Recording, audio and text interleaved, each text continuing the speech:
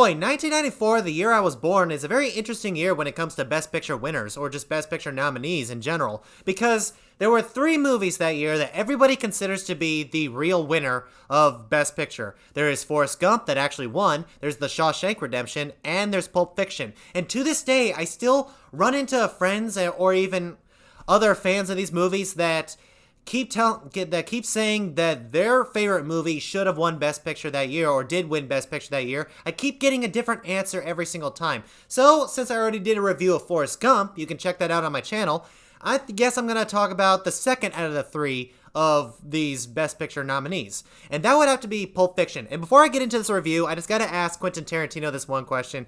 So, Quentin Tarantino, that one scene in the basement, admit it, you were inspired by Deliverance to do that scene.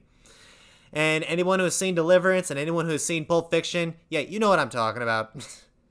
You just know. So Pulp Fiction stars a vast majority of a lot of characters. I mean, you got John Travolta that is labeled as the main character, but then you got Samuel L. Jackson, basically the movie that made him the star that he is today. You also have Bruce Willis, who is a boxer. You have Christopher Walken, that was in one scene alone. And you have Uma Thurman, who plays the mob boss's wife in this movie. There's a vast number of characters that you can really recognize out of this movie. And Quentin Tarantino movies, as you would know, there are a lot of famous actors in these movies, and they could just be in a cameo role. You can see them in one scene, and that would be it. That's them in the entire movie.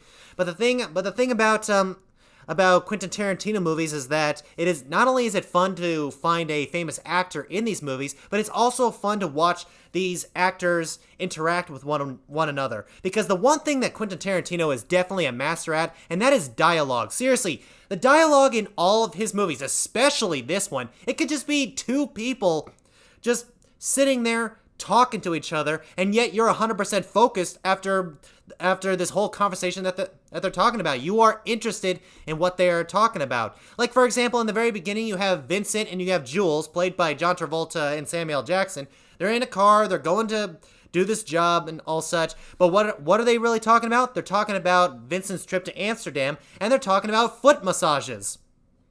How the heck do you make that very interesting? And yet somehow I'm 100% focused because I'm interested in what they're talking about. I want to be a part of this dialogue. The only other Quentin Tarantino movie that I could say that has that same energy when it comes to just two people talking to each other would have to be Inglourious Basterds. I mean, that first scene was business, dude.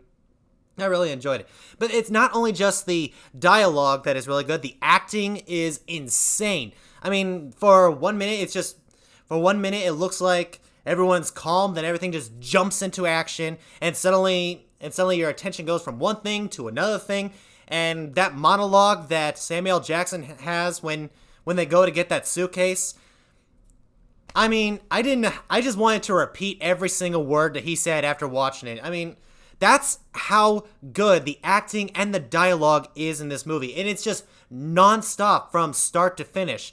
And another thing that I notice about Quentin Tarantino movies, and you probably notice them as well, is that they're not always in order. I mean, you have a beginning scene, and then the very next scene, something happens, and you're like, oh my gosh, that happened. But then when you get to the next scene, suddenly there's a major difference. A character that may have died off is now back, but now we're going back to the very first scene.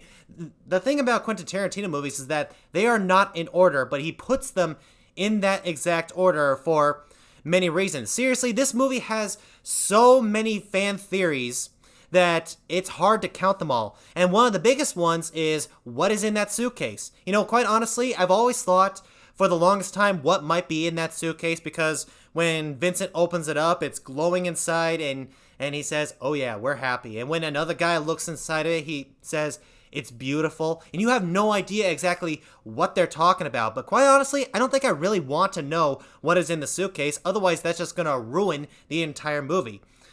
And not only that, there's also some other things that happen in the final scene that can kind of explain what happened in the in-between scene. And that's just one of the brilliance of Quentin Tarantino. His movies may not make any sense the first time you watch it, but when you really pay attention, it totally does make sense. And another great thing about Quentin Tarantino movies is that is that it's one word: unpredictability. Seriously, these characters, whether they're the main characters or a side character or just some person in the background, any of these characters can die at any second, and some of them could die in unexpected ways or even unimportant ways. But that's the thing. It just feels like an actual real life story. Sometimes the main character is not going to have a inspiring or horrific or rememberable death. This one definitely has a rememberable death, but you get my point. But yeah, that's just one of the many things that I do like about Pulp Fiction. And okay, there's one scene in particular in Pulp Fiction that, from a writer's perspective or a movie maker's perspective, I'm just gonna say it's not bad. For a second, it's not even close to bad. It just doesn't really make any sense. And it's a scene where Bruce Willis goes back to his apartment to get his watch, and then he sees a gun on the table, and you find out Vincent's in the bathroom. I'm just thinking to myself, why the heck would anyone just leave their gun on the counter when they're going to do something? He's clearly there to kill Bruce Willis. Why would he lay his gun down somewhere and then go do something else? It leads to many other things, but still, it doesn't really make any sense, especially when it comes for a writer that knows how to connect a whole lot of stuff. And yeah, I'm maybe complaining a little bit too much about that one scene. It's the one thing out of this entire movie that just doesn't really make any sense. It doesn't change the fact that everything else in this movie is an absolute blast to watch. Every single scene and every single line of dialogue they have, you are 100% focused and you just want to get fully invested in these characters. And for oh man, I kind of forgot that this is one of those movies where they focus on more than one main character. I made a complaint once, especially in my review of Crash, where they focus on so many main characters and you kind of forget about them down the road. None of these characters you will forget. Even Christopher Walken, who only had one scene in the entire movie, I still remember his scene. His line of dialogue, I'm just thinking to myself, why would you ever tell that to a little kid?